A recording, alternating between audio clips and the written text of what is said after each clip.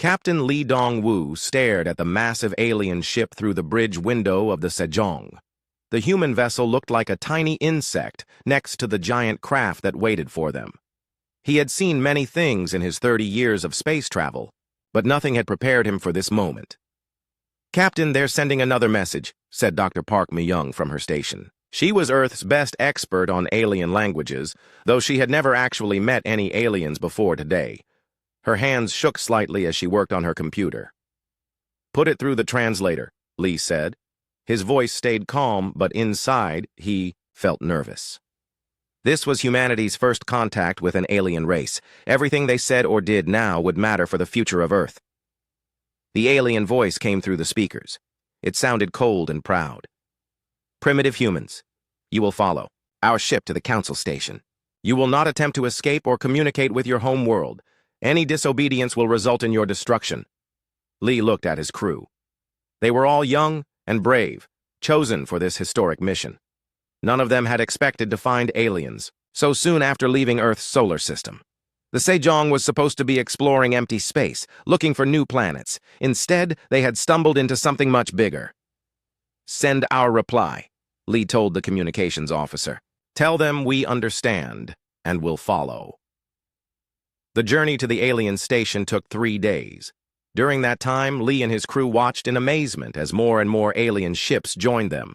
Some ships were huge and covered in metal spikes. Others looked like floating crystals that sparkled with strange lights. A few were so strange that the humans could not even guess how they worked. Dr. Park spent every hour studying the aliens and taking notes. "Captain," she said on the second day, "I think we're seeing ships from many different species. This isn't just one alien race. It's like a whole collection of different aliens working together." "A galactic government," Lee said quietly. The idea both excited and worried him. If aliens had formed a government that included many species, they must be very powerful and very advanced. When they finally reached the council station, the humans gasped. The station was bigger than Earth's moon. It was made of metal and crystal that glowed with soft light. Thousands of ships moved around it like busy ants around their hill. The Sejong was guided to a small docking bay. As soon as they landed, alien guards came aboard. The guards were tall reptiles with sharp teeth and cold eyes. They wore armor that looked both beautiful and dangerous. "You will come with us," the lead guard said in broken human language. "Leave your weapons behind." Lee and his team followed the guards through long corridors filled with strange sights and sounds. They saw aliens floating in bubbles of water, creatures made of living metal, and beings of pure energy that hurt to look at directly. The humans felt very small and very alone. They were brought to a massive chamber where hundreds of aliens sat in a circle. In the center was a raised platform where the most important aliens waited. Lee recognized the reptile creatures and the crystal beings from the ships they had seen. A huge reptile with golden scales stood up. When he spoke, his voice filled the entire chamber. "I am High Counselor Vorthak of the Galactic Council. You, humans, have violated our space with your primitive technology. You have built ships that can travel faster than light without our permission," Dr. Park whispered to Lee. "He sounds angry but also surprised. I think they didn't expect us to develop this technology." Vorthak continued speaking. "Your species is young and dangerous. You build weapons and fight wars. You destroy your own planet, and now you want to spread your violence to the galaxy. This cannot be allowed." A being made of living crystal floated forward. Its voice sounded like singing bells. "I am Nexus Prime Zelara. We have watched your species for some time. You are not ready to join the galactic community. You are too aggressive, too unpredictable." Lee stepped forward. He knew this moment would be remembered forever. "We came in peace," he said clearly. "We were exploring, not looking for war. We didn't even know you existed until your ships found us." Vorthak laughed, and the sound was not pleasant. "Peace. Your planet has over 200 active wars happening right now. Your species has never known true peace. You solve every problem with violence." "We also create art and music," Dr. Park said bravely. "We help each other and explore new ideas. We're not just violent." "Silence," Vorthak roared. "You will listen to our judgment." The chamber grew quiet. All the aliens stared at the small group of humans standing in the center. "The Galactic Council has decided," Zelara said. "Your species will surrender all faster-than-light technology immediately. You will submit to our laws and accept our guidance. Your planet will become a protected zone where you can live under our supervision." "What does that mean?" Lee asked. Vorthak smiled, showing his sharp teeth. "It means you will never leave your solar system again. You will never build advanced weapons. You will never threaten the peace of the galaxy. We will watch you and make sure you stay primitive and harmless." Dr. Park felt her anger growing. "You want to make us prisoners on our own world." "We want to protect the galaxy from you," Zelara replied. "This is not a punishment. This is mercy. Many species have tried to refuse our guidance. They no longer exist." The chamber was filled with alien voices agreeing with the council leaders. Lee realized that this was not a discussion. It was a trial, and humans had already been found guilty. "To show you that we are serious," Vorthak said, "we will demonstrate our power."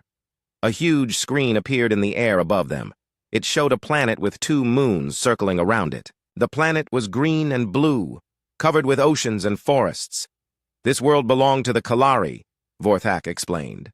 "They were rebels who refused to accept council authority. Watch what happens to rebels." On the screen, one of the alien ships moved closer to the planet. A beam of light shot out from the ship and hit one of the moons.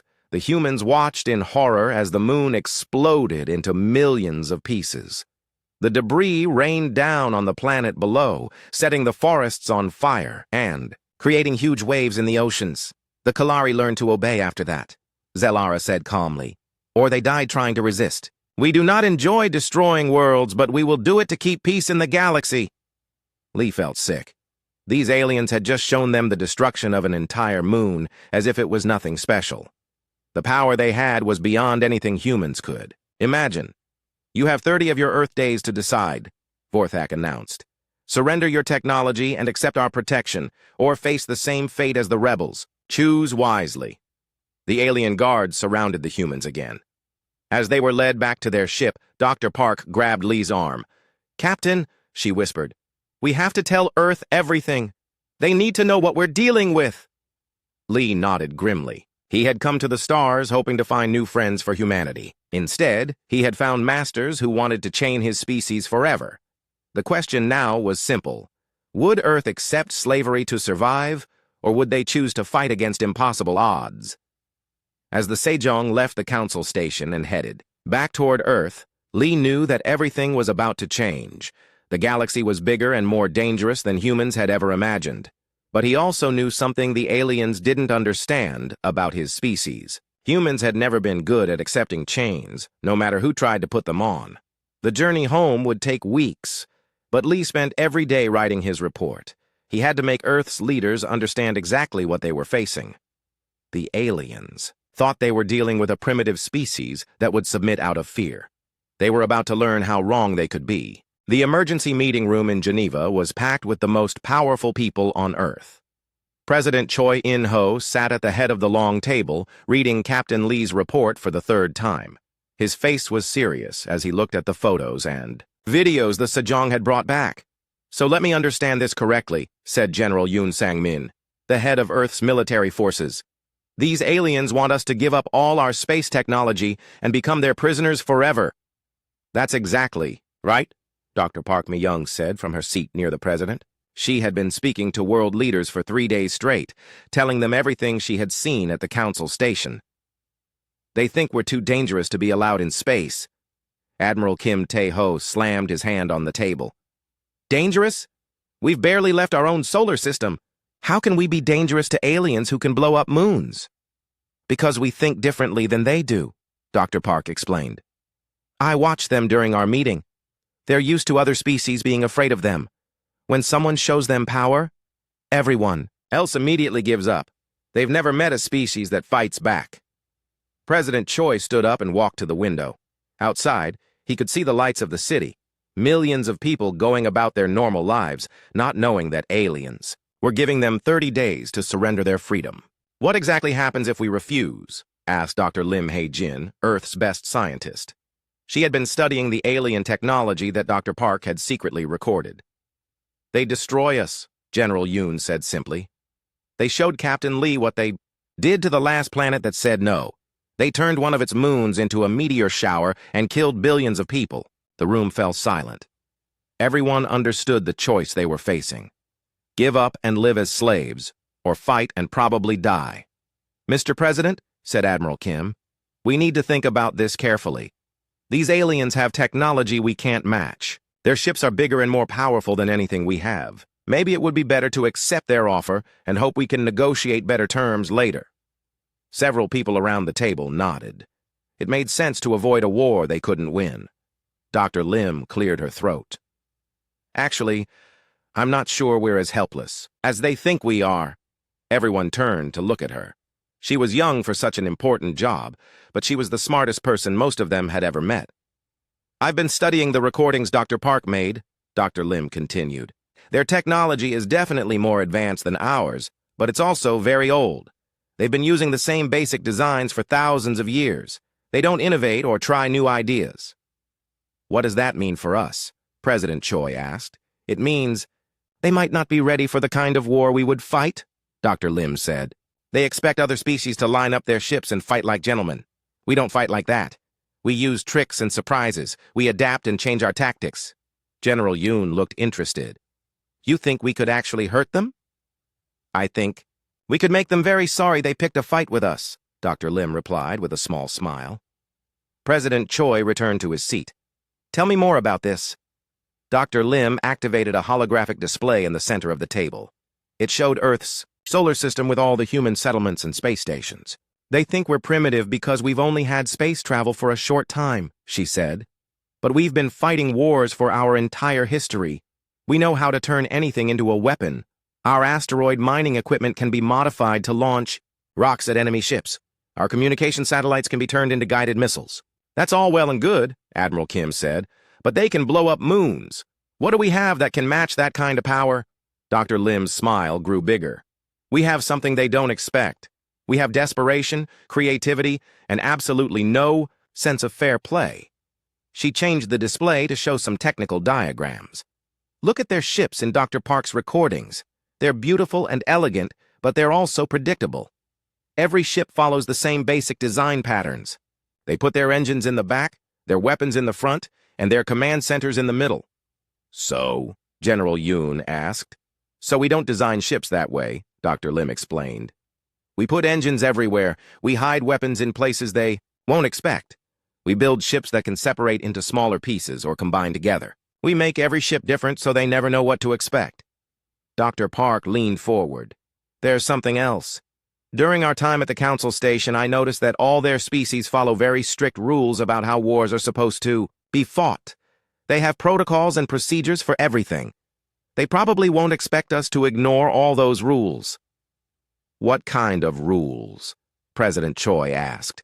Things like not attacking medical ships, not targeting civilian areas, not using certain types of weapons, Dr. Park said. They fight wars like they're playing a game with set rules. And we don't play by their rules, General Yoon said, understanding where this was going. Exactly, Dr. Lim said. They're going to send a fleet to intimidate us into surrendering. When we don't surrender, they'll try to defeat us using their standard battle tactics. That's when we hit them with everything we have, using methods they've never seen before. The room was quiet as everyone thought about this. It was a risky plan, but it was better than just giving up. President Choi looked around the table at all the faces staring back at him. These people represented the entire human race. The decision they made today would determine whether humanity remained free or became slaves to alien masters. There's something you all need to understand, the president said slowly. If we choose to fight, there's a good chance we'll lose. These aliens might decide to destroy Earth completely rather than deal with a rebellious species. We could be choosing death for our entire civilization. And if we surrender? General Yoon asked. Then we live, but we never get to explore the stars, President Choi replied. Our children and grandchildren will grow up knowing that there's a whole galaxy out there, but they'll never be allowed to see it. We'll be prisoners on our own world forever. Dr. Lim stood up. Mr. President, I have a question for everyone here. Who in this room has ever backed down from a bully? People looked around at each other. Most of them shook their heads. Humans don't surrender, Dr. Lim continued. It's not in our nature. When someone tries to intimidate us, we get angry. When someone tries to control us, we rebel.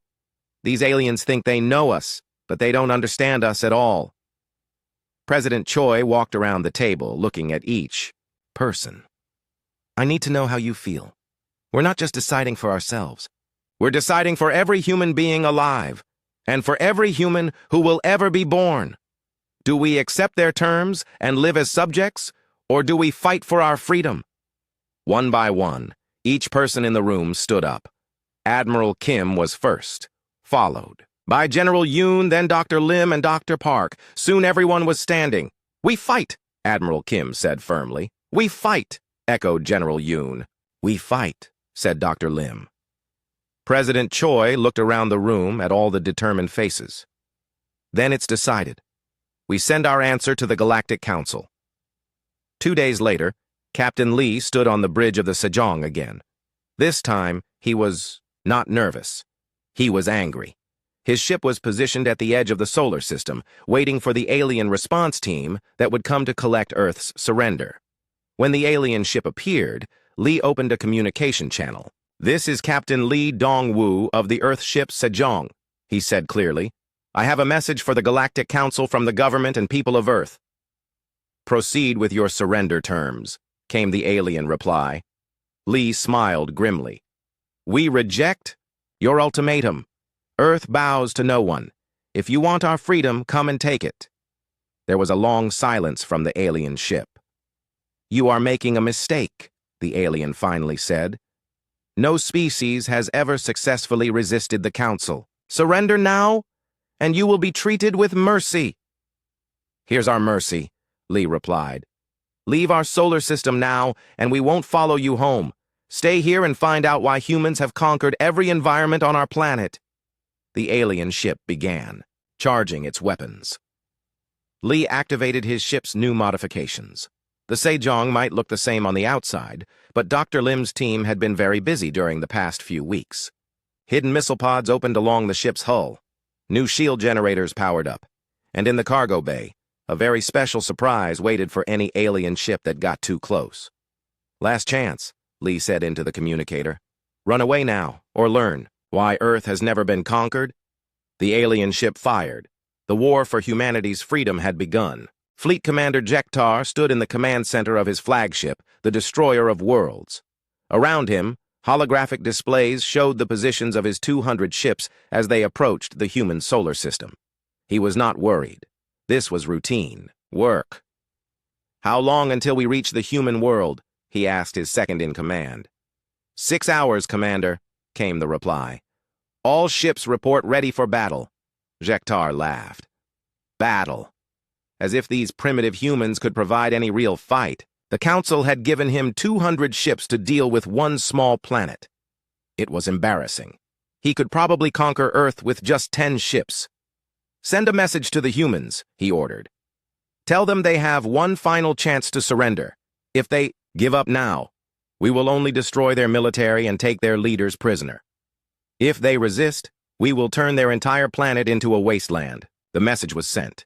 Jektar expected an immediate reply begging for mercy. Instead, he got something very different. This is Admiral Kim Tae-ho of the Earth Defense Force, came the human voice. Your fleet is not welcome in our system. Turn around and leave now, or we will defend ourselves. Jektar stared at the communication device. Did he just threaten us? It appears so, Commander, his aide replied, sounding as confused as Jektar felt. These humans are insane, Jektar muttered. Very well. We will teach them the price of defying the Council. As his fleet entered the outer edge of the human solar system, Jektar activated his battle scanners. What he saw made him pause. The humans had ships waiting for them, but not many. Maybe 50 vessels, all much smaller than his own ships. Is that all they have? He asked. Scanners show approximately 50 human ships, Commander. All are inferior to our technology. This will be over quickly. Jektar smiled. Excellent. Order all ships to attack formation. We will destroy them in one coordinated strike. But as his fleet moved forward, strange things began to happen. The human ships scattered in all directions instead of forming a proper battle line. Some of them seemed to be running away. "Cowards," Jektar said with disgust. "Chase them down and destroy them all." His ship spread out to hunt the fleeing humans. That was when the first surprise hit them. Captain Oh Kyung-soo watched from his hidden command post on one of Jupiter's moons as the alien fleet spread out exactly as Earth's planners had hoped. The enemy ships were now scattered across millions of kilometers of space, no longer able to support each other. "Phase 1 complete," he reported to Admiral Kim. "The enemy has taken the bait." "Excellent," came the Admiral's voice. "Begin Phase 2. Oh smiled grimly and activated the first part of Earth's defense system. Throughout the asteroid belt, hidden weapons platforms came online. They had been disguised as ordinary mining equipment, but Dr. Lim's team had turned them into something much more dangerous. The aliens were chasing human ships through the asteroid field when the attack began. What they thought were simple rocks suddenly opened fire. Massive rail guns that had been built to move asteroids now launched chunks of metal at incredible speeds. The first alien ship to get hit didn't even understand what had happened. A piece of iron the size of a car punched through its shields and armor like they were made of paper. The ship exploded in a brilliant flash of light. "What was that?" Jektar demanded, as alarms started going off all over his ship. "We're under attack, Commander. The asteroids are shooting at us." Jektar looked at his tactical display in disbelief. Red warning lights were appearing all over the asteroid belt. His ships were reporting damage from projectiles moving at impossible speeds. "How can asteroids shoot at us?" he roared. His science officer was frantically working at his station. "Commander, these aren't natural asteroids. The humans have turned the entire asteroid belt into a weapon." Before Jektar could respond, another alarm sounded. One of his ships had just disappeared from the tactical display. Engineer Han Solbin floated in her spacesuit next to what looked like a small asteroid. Inside the rock, she had built something the aliens had never seen before. It was a missile with a faster-than-light drive attached to it. "Target locked," she reported to her team. "Firing in 3, 2, 1. The asteroid opened up and launched its deadly cargo. The missile jumped into FTL for just a few seconds, appearing right next to an alien battleship before anyone could react. The explosion destroyed both the battleship and two smaller ships that were flying nearby. "Direct hit," Han reported with satisfaction. "Target destroyed." All across the solar system, similar weapons were firing. The humans had spent weeks turning everything they could find into instruments of war. Communication satellites became suicide drones. Scientific probes became guided missiles. Even some of the space stations had been modified to fight, but the biggest surprise was still coming. Captain Bae Yun-soo piloted her ship, the Turtle Ship, through the chaos of the battle. Her vessel was unlike anything the aliens had ever seen. It was small and fast, covered in armor that could absorb energy weapons and redirect the power to its own systems. "Enemy battleship spotted," her weapons officer reported. "Distance, 50,000 kilometers. "Perfect," Bae said. "Execute ramming speed." The Turtle Ship accelerated directly toward the alien battleship. The aliens saw it coming and opened fire with everything they had. Energy beams and missiles filled the space around the small human ship.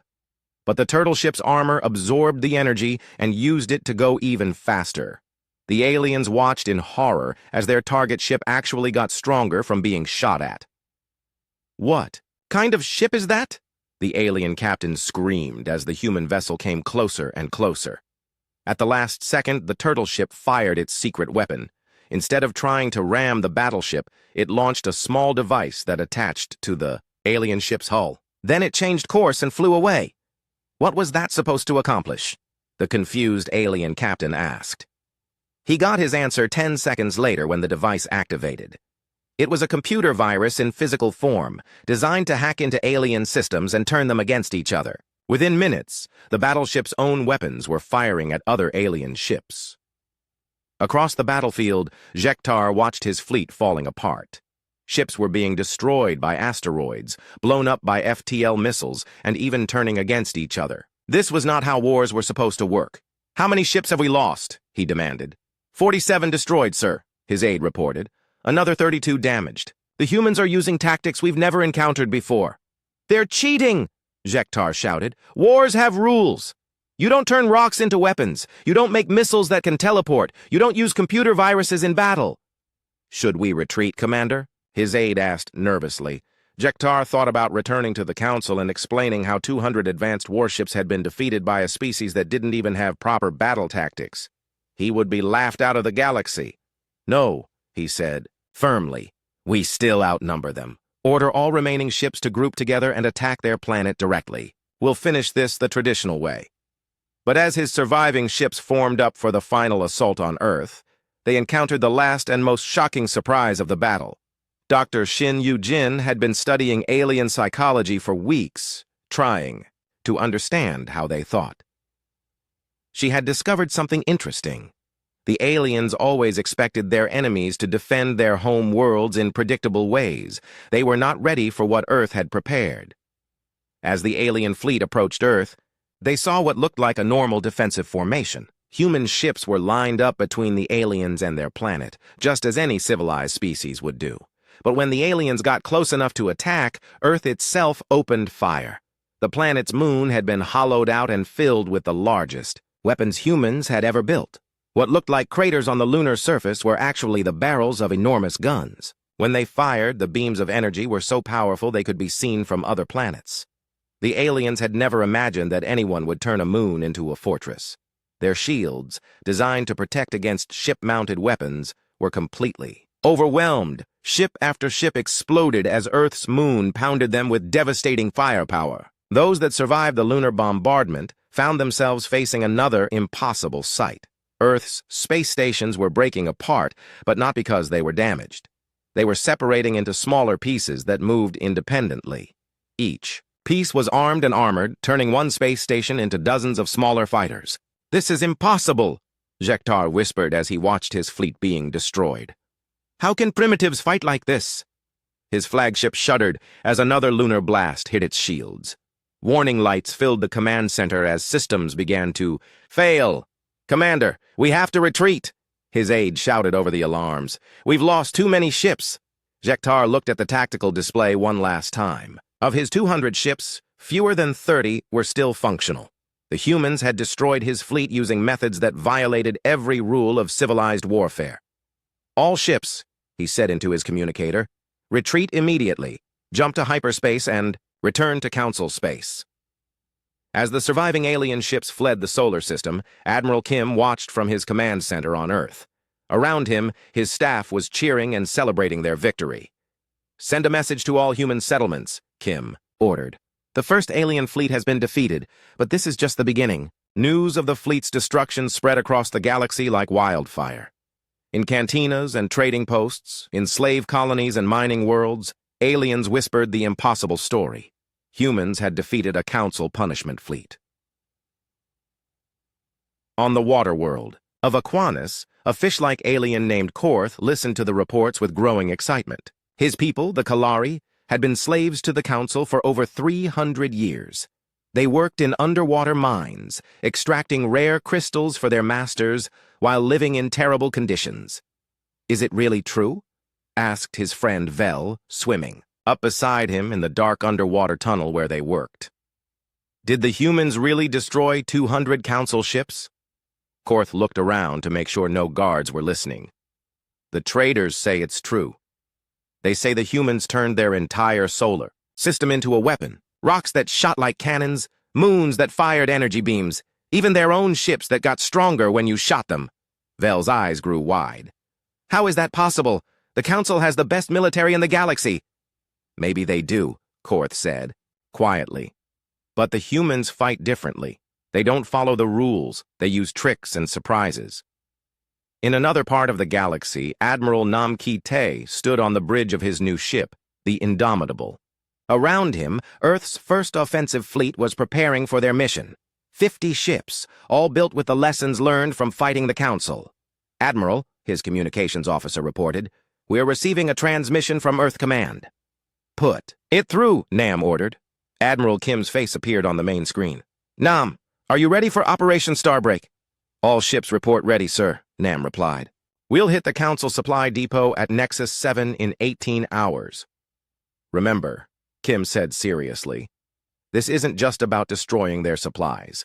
We need to send a message to the galaxy. The Council can be hurt. They can be defeated. Nam nodded. Understood, sir. We'll make sure the message is loud and clear. The transmission ended, and Nam turned to his crew. These men and women had volunteered for what everyone knew was a suicide mission.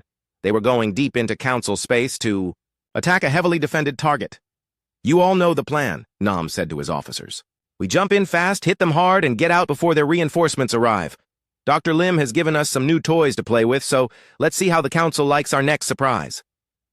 Captain Bai Yun Su piloted her new ship, the Dragon's Breath, alongside Nam's fleet. Her vessel was even stranger than her old one.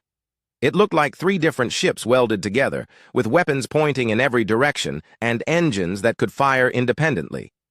Captain, her weapons officer said, I'm still not sure I understand how this ship is supposed to work. Bai smiled. That's the point. If we don't understand it, the aliens definitely won't. Just remember, when I give the order to separate, make sure you're strapped in tight. Meanwhile, at the Council's emergency session on their capital world, panic was spreading through the ruling chamber. High Counselor Vorthak paced back and forth while other council members argued loudly. How could we lose an entire fleet to primitives? Shouted one alien leader. They used illegal tactics, roared another. Turning civilian equipment into weapons violates the Galactic War conventions. Counselor Veltara, one of the crystal beings, floated in the center of the chamber. Unlike the others, she was not shouting. She was thinking. Perhaps, she said quietly, we need to reconsider our approach to these humans. The chamber fell silent. Vorthak turned to stare at her. Are you suggesting we negotiate with rebels? I'm suggesting we might have underestimated them, Veltara replied. In all our history, no species has ever defeated a council fleet. These humans accomplished it with technology we consider primitive. Maybe they're not as primitive as we thought. They're animals, Vorthak snarled. They fight without honor, without rules, without mercy. They must be destroyed completely before they spread their madness to other species. But even as the council argued, reports were coming in from across the galaxy. On dozens of worlds, enslaved species were starting to rebel. The humans had shown that the council could bleed, and that was all some species needed to find their courage. Back at Nexus 7, the council's supply depot hung in space like a massive metal spider. It was defended by 20 warships and protected by energy shields that could stop any normal attack. The depot supplied weapons and equipment to council fleets across 3 star systems. Target in sight, Nam reported as his fleet dropped out of hyperspace. All ships, begin attack pattern Delta. The council ships immediately responded, moving to intercept the human fleet. Their commanders had studied the reports from the Sol system battle and thought they were ready for human tricks. They were wrong. The human ships scattered in different directions, but this time, it wasn't to run away. Instead, each ship began, releasing small objects that looked like space debris. The council ships ignored them, focusing on the larger human vessels. What are those things they're dropping? Asked the council commander. Scanners show they're just metal fragments, his science officer replied. Probably damaged parts from their ships. The metal fragments were actually Dr. Lim's newest invention, self-guided minds that could think for themselves. As the council, ships moved past them, the minds activated and followed, attaching themselves to the alien hulls like metal parasites. Captain Bai's ship performed its first trick. As 3 council ships surrounded her vessel, she activated the separation protocol. The Dragon's Breath split into 3 smaller ships, each one flying in a different direction. The confused aliens found themselves chasing 3 targets instead of 1. Which one is the real ship? The alien commander demanded. They all are, his aide replied in amazement. Somehow, they made 1 ship that can become 3 ships. While the aliens were distracted by Bai's maneuver, the mines that had attached to their hulls began to work. But instead of exploding, they did something much more creative. They started cutting small holes in the ships and releasing a special gas that Dr. Shin had developed. The gas was perfectly harmless, but it had an interesting effect on alien psychology. It made them extremely paranoid and unable to trust anyone. Within minutes, council crews were turning their weapons on each other, convinced that their fellow crew members were actually human spies. The humans are everywhere, screamed one alien. captain as he fired on his own escort ships. "They've infiltrated our fleet! Trust no one!" Nam watched the chaos with satisfaction. Phase 2 complete. All ships, target the supply depot. The humans had saved their best trick for last. Instead of trying to break through the depot's shields with weapons, they did something the Council had never seen before. They flew their ships directly into the shield barrier.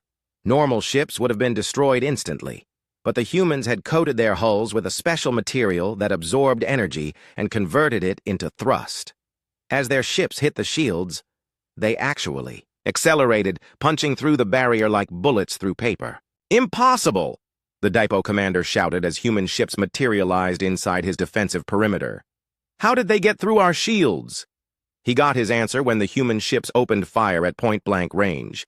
The depot's internal defenses had been designed to stop attacks from outside, not from ships that were already inside the shield barrier. Within minutes, the massive supply depot was burning. Explosions ripped through its storage bays, destroying weapons and equipment meant for dozens of Council fleets. The humans had not just attacked a military target, they had crippled the Council's ability to supply their forces in 3 star systems. "All ships, prepare for withdrawal," Nam ordered as his fleet regrouped. Mission accomplished. But as the human ships prepared to leave, something unexpected happened. The mines they had placed on the Council ships sent out a final signal. It wasn't an explosion or an attack. It was a message. Across the galaxy, on thousands of worlds, the message was received by anyone with a simple radio receiver. It was broadcast in hundreds of languages, in codes that enslaved species had used to communicate in secret for centuries. "This is the Earth Defense Force," the message said. "The Council can be defeated. The Council can be hurt. If you want to be free, the time to fight is now. Humanity stands with all who choose freedom over slavery." The message was only 30 seconds long, but its effect was immediate. On mining worlds and agricultural colonies, in slave camps and prison planets, aliens who had given up hope suddenly found the courage to resist. On Aquanus, Korth heard the message and felt his heart race with excitement. "Vel," he whispered to his friend, "did you hear that? The humans are calling for rebellion." "But what can we do?" Vel asked. "We don't have weapons. We don't have ships." Korth smiled grimly. "We don't need weapons. We just need to stop working. If enough of us refuse to mine these crystals, the Council can't supply their ships." Across the galaxy, similar conversations were taking place. Species that had been enslaved for centuries were suddenly remembering what freedom meant. The humans had not just won a military victory, they had struck at the Council's greatest weakness, their dependence on fear to maintain control. Back on Earth, Dr. Shin Yu-jin studied the reports coming in from across the galaxy. Rebellions were starting on 47 different worlds. Council. Fleets were being forced to divert from their planned attacks on. The Galactic Council's emergency war room buzzed with desperate activity. Holographic displays showed red warning markers across hundreds of star systems. Each red marker represented a world in rebellion, a fleet defeated, or a supply line cut by human raiders. High Counselor Vorthak stood in the center of it all, his golden scales dulled with stress. In just 3 months, his perfect empire had begun to fall apart. "Report," he commanded his military advisor. 67 worlds are now in open rebellion," the advisor said nervously. "Our forces are spread too thin trying to maintain control. The humans have destroyed 4 more supply depots and captured 3 of our patrol fleets." "Captured?" Vorthak roared. "How do you capture a Council fleet?" "They use some kind of weapon that shuts down our ships without destroying them," the advisor explained. "Then they board us and somehow convince our crews to switch sides. We don't understand how they do it." Across the galaxy, Counselor Veltara was experiencing the human boarding tactics firsthand. Her diplomatic ship had been intercepted by a human vessel while traveling between Council worlds. Now, she found herself sitting across a table from a human who introduced herself as Dr. Kang Mi-Ray. "You don't need to be afraid," Dr. Kang said gently. "We're not going to hurt you. We just want to talk." Veltara studied the human woman. She was small and seemed harmless, nothing like the savage warriors the Council described. "What do you want to discuss?" "Your people," Dr. Kang replied. The Nexari. You were one of the first species to join the council, weren't you? Yes, Veltara said cautiously. Over 2,000 years ago. Do you remember why your people joined? Veltara paused. The official history said the Nexari had joined voluntarily, seeking the protection and benefits of council membership. But the truth was more complicated. We were afraid, she admitted quietly. The council had just destroyed the Kalari homeworld. We thought joining them was the only way to survive. Dr. Kang nodded sympathetically. You were forced to choose between slavery and death. That's not really a choice at all, is it? What are you trying to say? Veltara asked, though she thought she already knew. I'm saying that your people deserve the right to make a real choice, Dr. Kang said. Free from fear, free from threats, we're offering you that chance. Meanwhile, Admiral Song Min-ho led humanity's largest fleet yet toward the Council's Fortress Gamma, the most heavily defended system in Council space. His 100 ships looked tiny compared to the massive space fortress and its escort fleet of 300 vessels. Admiral, his communications officer reported, the fortress is demanding our surrender.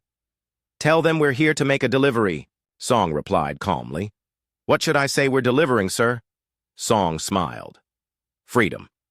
The battle that followed was unlike anything the galaxy had ever seen. The humans didn't try to fight the fortress directly. Instead, they did something that shocked every military expert watching. They ignored it completely. While the fortress and its escorts focused on the human fleet, small human ships slipped past the defenses using stealth technology. These ships carried the most dangerous weapon in the human arsenal, ideas. Captain Yu Jae-sung piloted his stealth ship through the fortress's lower levels, following intelligence provided by sympathetic aliens who worked inside the massive structure. His mission was simple but revolutionary. Talk to the slaves. Broadcasting on all frequencies, his communications officer reported. Messages going out in 43 languages. Yu's message was short but powerful. Workers of Fortress Gamma, you don't have to live as slaves. The humans are here to help you. If you want freedom, shut down the fortress systems and we'll protect you from council retaliation. The response was immediate. Across the fortress, alien workers who had been forced to maintain the station's systems simply stopped working. Power grids failed. Weapon systems went offline. Shield generators shut down. Within hours, the most powerful fortress in council space was completely helpless. This is impossible, the fortress commander said as his staff reported system failure after system failure. How can our own workers betray us? He got his answer when security cameras showed aliens throughout the station celebrating their newfound freedom. Some were destroying council propaganda posters. Others were opening sealed sections where political prisoners had been held for decades. Back in the council chambers, Vorthak was receiving even worse news. Sir, his aide reported, we've lost contact with Fortress Gamma. The last transmission indicated that the workers had seized control of the station. What about our garrison? What about the fleet defending it? The garrison surrendered without a fight, sir. They said they didn't want to hurt the workers. As for the fleet, the aide paused nervously. Half of them have joined the rebellion. The other half are requesting permission to retreat. Vorthak felt his carefully constructed world crumbling around him. How many ships do we have left that we can trust? Perhaps 300, sir. Maybe less. 300 ships. 6 months. Ago, the council had commanded over 10,000 vessels. Now they were down to a fraction of their former strength, and the humans hadn't even attacked their main fleet yet. Councillor Veltara had made her decision. After speaking with Dr. Kang for several hours, she understood that the human woman was offering something the council never had, genuine respect for other species.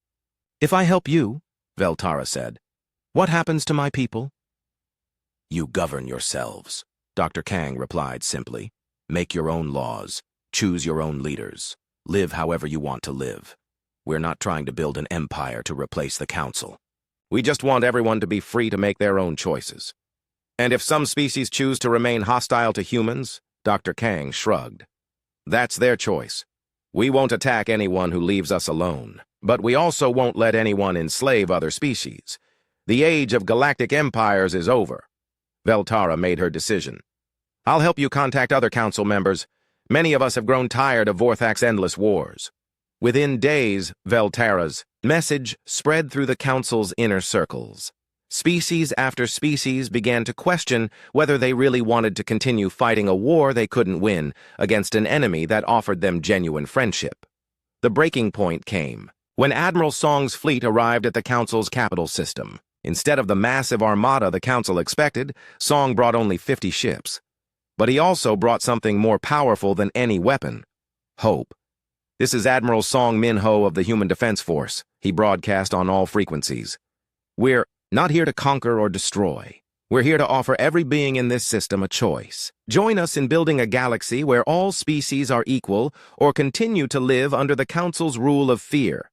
Choose freely." The response surprised everyone, including Song himself. Ships began leaving the Council fleet and moving toward the human formation. First a few, then dozens, then hundreds. Entire species that had been part of the Council for centuries decided they preferred the human vision of the future.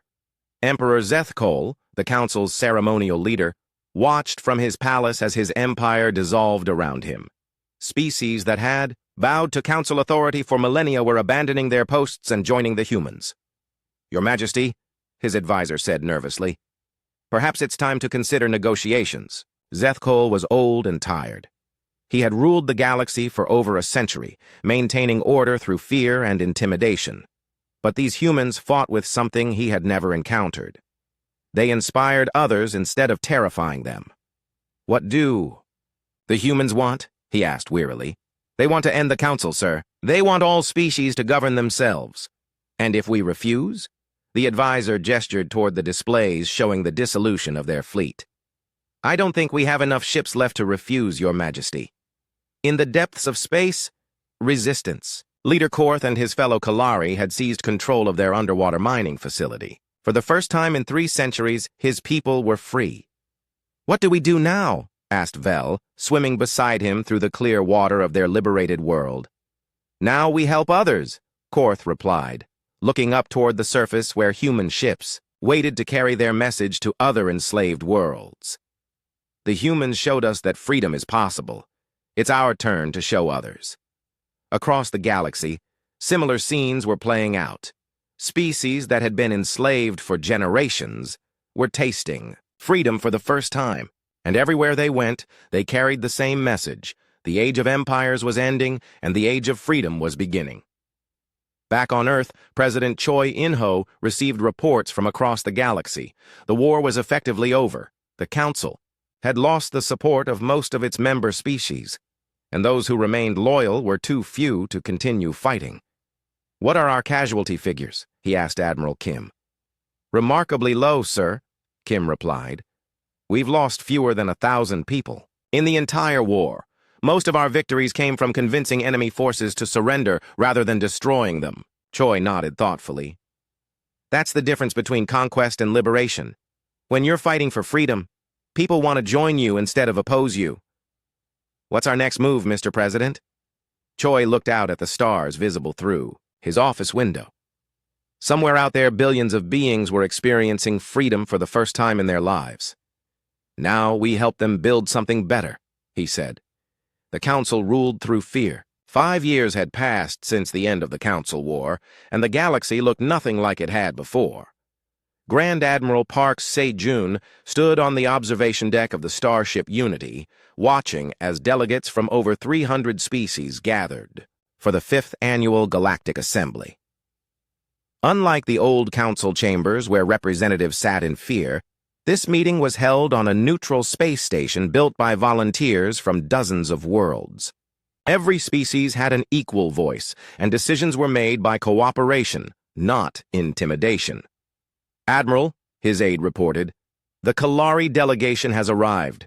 They're bringing the signed peace treaty with the last council holdouts." Park smiled. "Excellent news. How many systems does that make?" "All of them, sir. The last 3 council strongholds have agreed to join the new Galactic Confederation. The war is officially over." Park thought about how much had changed. When humans first encountered the Galactic Council, they had seemed impossibly powerful. Now the Council was just a memory, replaced by something that would have seemed impossible back then. A galaxy where different species actually liked and respected each other. Diplomat Kang Mi-rae was already at work in the assembly hall, helping to settle a dispute between two species that had been enemies for centuries. The argument was about mining rights on an asteroid field that both groups claimed. "The Vortani were here first," argued one delegate, his tentacles waving angrily. "But the Zilari developed the mining technology," countered another delegate, her crystalline body glowing with indignation. Kang listened patiently to both sides before offering a solution that neither group had considered. "What if you work together? The Vortani know the asteroid field better than anyone, and the Zilari have the best mining equipment. Split the profits equally and both groups benefit." The two delegates looked at each other uncertainly.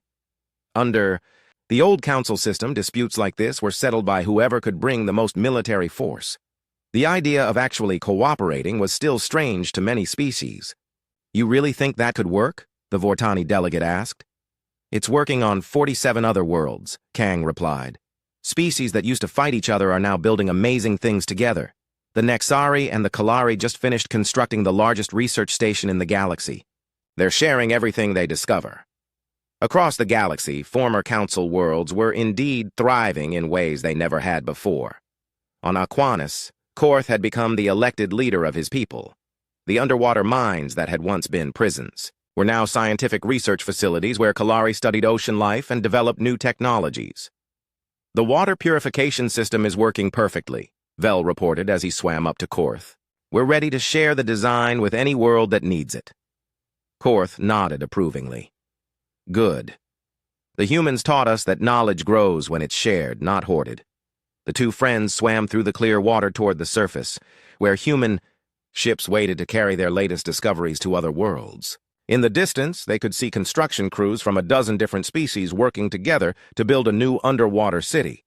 This was the new way of the galaxy: cooperation instead of conquest, sharing instead of stealing. On the former council, Capital World, the massive government buildings had been converted into museums and schools. Former Emperor Zethkol, now just an elderly alien living quietly in retirement, often visited these places to see how different everything had become. "Strange, isn't it?" said Veltara as she found him sitting in what used to be the council's war room. "This place used to plan the destruction of worlds. Now children from 100 different species come here to learn about art and science." Zethkol nodded slowly. "I've been thinking about what you said 5 years ago about giving people real choices. I never understood what you meant until now." "What do you mean?" "Look at them," Zethkol said, gesturing toward a group of young aliens from different species who were working together on a school project. Under the council, they would have been taught to fear and hate each other. Now they're friends. They're building things together that none of their species could have created alone. Veltara smiled. "The humans call it the strength of diversity. The idea that differences make groups stronger, not weaker." "The humans," Zethkol mused. "I still don't completely understand them. They could have taken over the galaxy. They had the military strength to replace the council with their own empire. Instead, they chose to give everyone freedom." "Maybe that's why they won," Veltara suggested. "Not because they were stronger, but because they offered something better." Meanwhile, the Battle of Nexus Prime was being remembered in a very different way than anyone had expected. Instead of a great military victory, it had become known as the Day of Liberation. The space where the final battle had taken place was now home to a memorial that honored not just human sacrifice, but the courage of every species that had chosen freedom over fear. Captain Li Dong-Wu, now promoted to admiral, stood before the memorial with his granddaughter. She was part of the first generation of humans to grow up in a galaxy where different species were friends rather than enemies. "Grandfather," she asked, "why did the council think they could make people obey them forever?" Li thought carefully about his answer. "Because they forgot something important. They thought fear was stronger than hope, and that power was more important than respect. They learned too late that people will only follow you for so long if you force them to. And that's why the humans won." "The humans won because we didn't try to win," Li said with a smile. "We just tried to help everyone be free. Sometimes the best way to win is to help your enemies become your friends." Back at the Galactic Assembly, The delegates were voting on the most important proposal in galactic history, the Universal Declaration of Sapient Rights. It was a document that declared that all thinking beings had the right to freedom, the right to govern themselves, and the right to live without fear. The vote was unanimous. Admiral Park watched as representatives from hundreds of worlds signed the declaration. Species that had been enemies for millennia were now working together to protect each other's rights. "Sir," his aide said quietly, "there's a message for you from Earth Command."